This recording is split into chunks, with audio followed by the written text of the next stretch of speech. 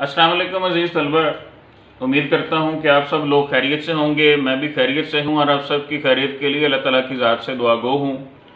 अज़ीज़ तलबा, last video में जब मैं आपको BA-BSc के इम्पोर्टेंट मज़ामीन के बारे में गाइड कर रहा था, आपको पूरी एक लिस्ट मैंने फराहम की थी, तभी मैंने आप लोगों से ये वादा किया था कि मैं अपनी अगली वीडियो में आपको बताऊँगा कि एक अच्छे मज़मून की अच्छी आउटलाइन जो है वो कैसे बनाते हैं।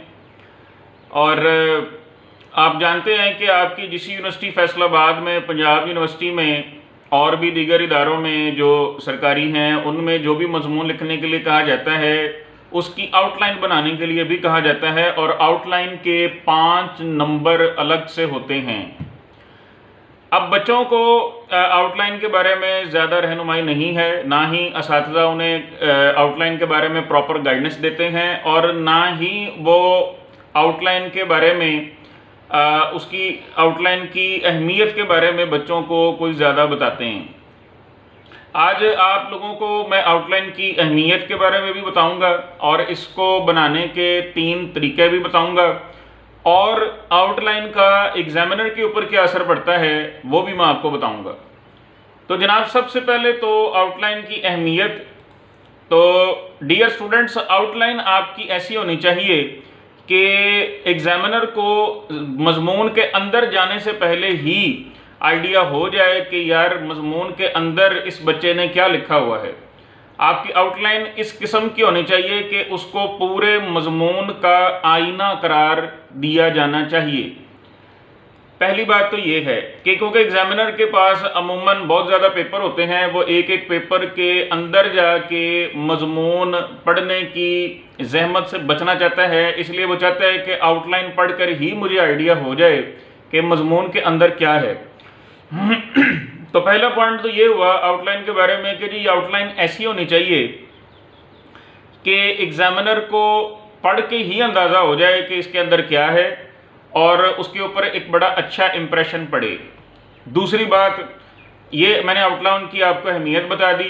दूसरी बात ये है कि आउटलाइन के 5 नंबर होते हैं, और अच्छी आउटलाइन को 5 में से 4 नंबर जनाब मैं खुद पंजाब यूनिवर्सिटी के पेपर चेक करते हुए दे चुका हूँ, और दूसरे एग्जामिनर्स भी 4 नंबर देते हुए हिचकिचाते नहीं। बात सिर्फ ये है कि आपने आउटलाइन अच्छी लिखी हो। तीसरी बात यह है कि आउटलाइन बनाने के 2-3 तरीके किताबों में मुश्तमिल हैं। इनमें से कौन सा तरीका है जो आपको सबसे ज़्यादा नंबर देता है, कौन सा तरीका है जो ज़रा नॉर्मल से नंबर देता है, और कौन सा तरीका है जो आपको बिल्कुल फॉलो नहीं करना चाहिए, आज हम तीनों तरीकों के बारे में पढ़ेंगे। मैंने लास्ट वीडियो में जो मजमूनों की लिस्ट दी थी उसमें एक मजमून डेमोक्रेसी भी है। बहुत सारे बच्चों ने बच्चे जो है वो पूछ रहे हैं और सवाल करते हैं कि सर जी ये डेमोक्रेसी क्या होता है। उन्होंने यकीनन किताबें खोलकर नहीं देखा, और मैं भी आप लोगों को ऐसे डील करूंगा कि जैसे आप लोगों को पहले डेमोक्रेसी के बारे में पता नहीं होगा, आज हम इसके बारे में पढ़ेंगे। तो ये जो आपके सामने आउटलाइन इस वक्त दी है, जिसके अंदर जनाब इस वक्त 7 पॉइंट्स दिए हुए हैं, आज इसको ज़रा देखिएगा। आज हम तीनों टाइप्स को बड़े तफसील के साथ पढ़ेंगे कि तीनों तरह की आउटलाइन कैसी होती है। आप देखें ये जो ऊपर मजमून का नाम लिखा हुआ है डेमोक्रेसी, ये देखें ऊपर मजमून का नाम दिया हुआ है डेमोक्रेसी, नीचे जनाब आउटलाइन की हेडिंग लिखी हुई है। हेडिंग लिखकर मैंने नीचे अंडरलाइन भी उसको कर दिया है। इसकी पहली हेडिंग है जो आप आउटलाइन लिखेंगे, उसकी पहली हेडिंग में लिखा हुआ है इंट्रोडक्शन, तारुफ। दूसरी है डेमोक्रेसी वर्सेस डिक्टेटरशिप। इंट्रोडक्शन का मतलब आप जानते हैं, तारुफ होता है डेमोक्रेसी वर्सेस डिक्टेटरशिप, यानी जमहूरियत बामुकाबला आमरीयत। तीसरा जो पॉइंट है वो है जनाब मेरिट्स ऑफ डेमोक्रेसी, यानी कि डेमोक्रेसी के फ़ायदे। डेमोक्रेसी का मतलब ज़ाहिर है जमहूरियत है, जमहूरियत के फ़ायदे। चौथा पॉइंट है डीमेरिट्स ऑफ डेमोक्रेसी, डेमोक्रेसी के नुकसान। पांचवा है जी future of democracy in Pakistan, Pakistan में जमहूरियत का मुस्तकबिल।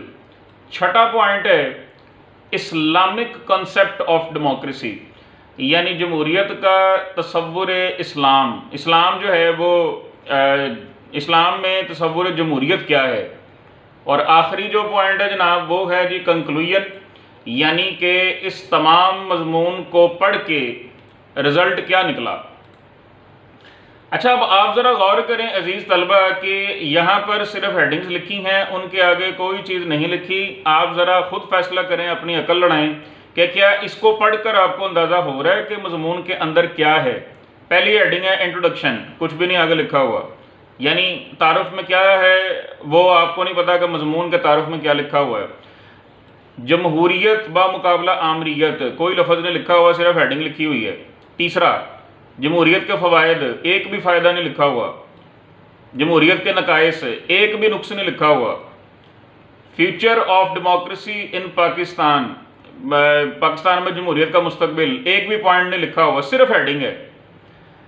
इस्लामिक कंसेप्ट ऑफ डेमोक्रेसी, इस्लाम जमहूरियत के बारे में क्या कहता है, एक भी पॉइंट नहीं लिखा हुआ, सिर्फ हेडिंग। कॉन्क्लूजन, नतीजा, क्या नतीजा निकाला है जनाब, एक भी नतीजे का पॉइंट नहीं लिखा हुआ, एक भी चीज़ नहीं लिखी हुई।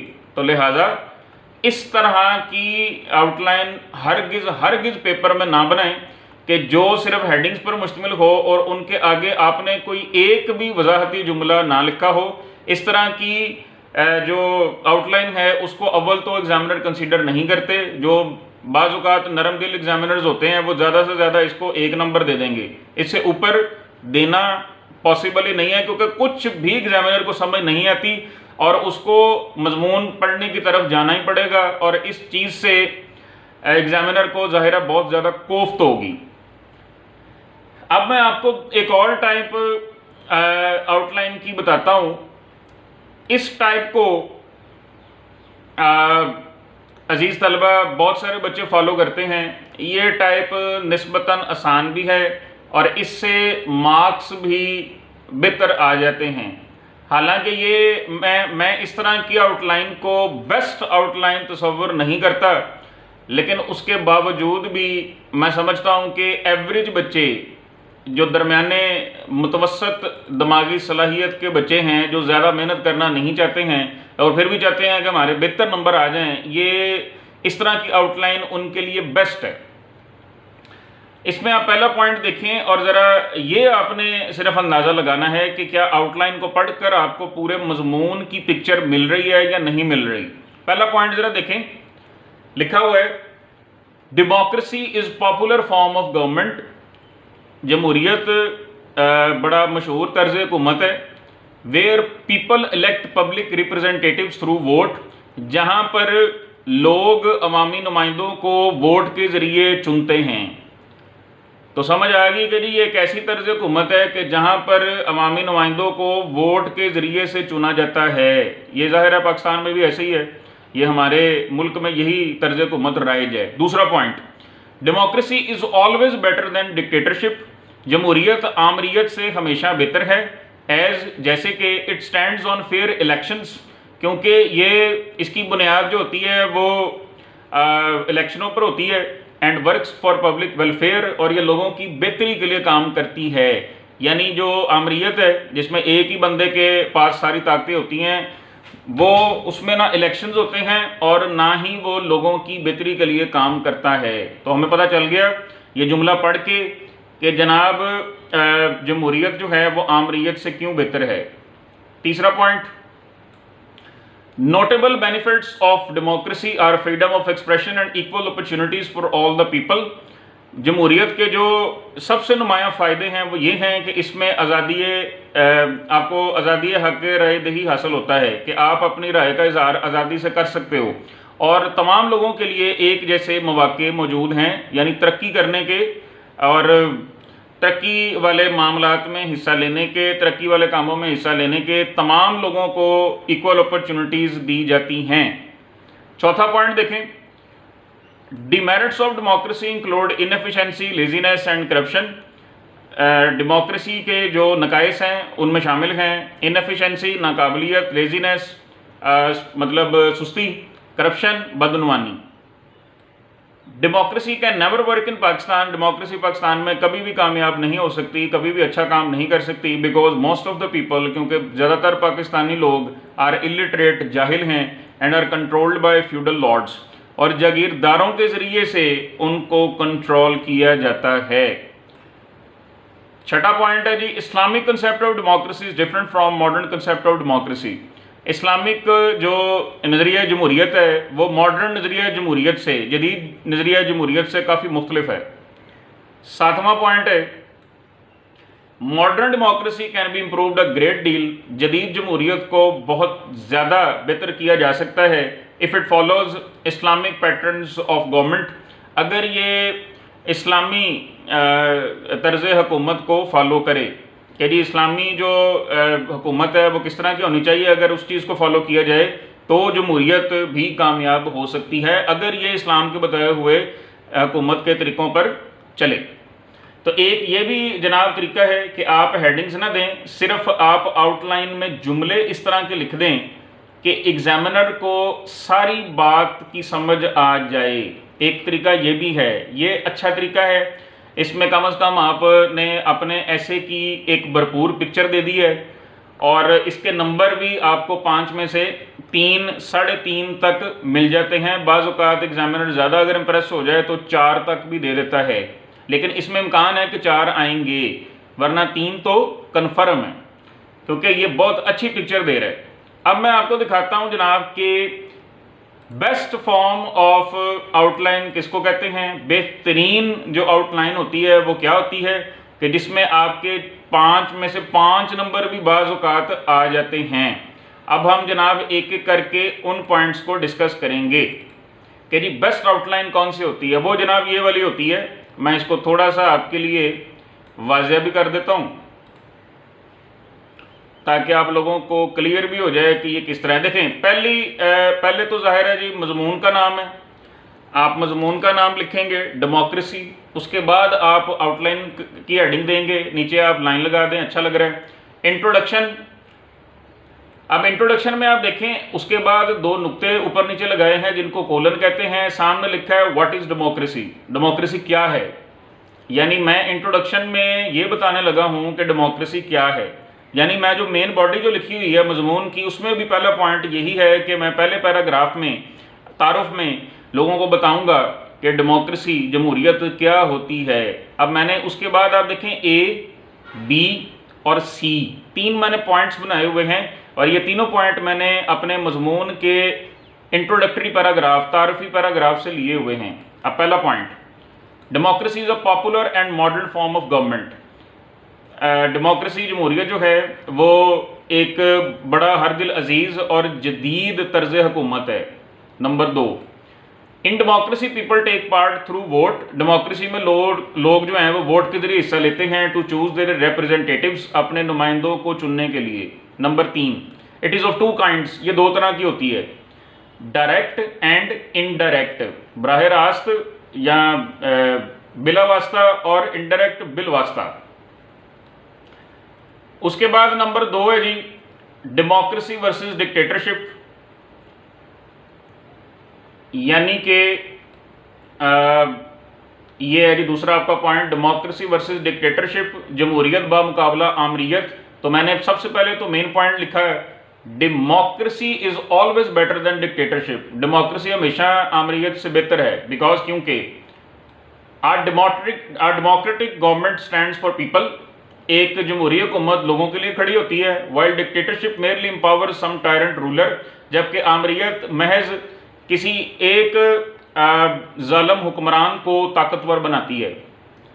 दूसरा point, a democratic government stands on fair elections, एक जमहूरी हुकूमत जायज़ इलेक्शनों पर खड़ी होती है, उसकी बुनियाद जायज़ इलेक्शन होते हैं, बिल्कुल गैर समझ लें जानबदाराना इलेक्शन होते हैं। अनलाइक डिक्टेटरशिप, आमरीयत के मुकाबले में, which is based on unfair policies, जो नाजायज़ पॉलिसियों पर खड़ी होती है।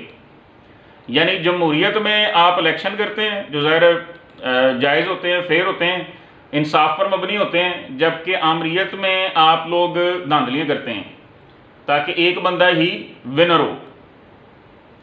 अ democratic government ensures freedom of expression, एक जमहूरी हुकूमत में आपको अपनी राय का इजहार करने की आज़ादी है, whereas dictatorship always strangles people's opinion to death, जबकि आमरीत हमेशा लोगों के ओपिनियन को, लोगों की राय का गला घोंट देती है। उसके बाद शुरू हो जाते हैं जनाब जमहूरियत के फ़वाइद, मेरिट्स ऑफ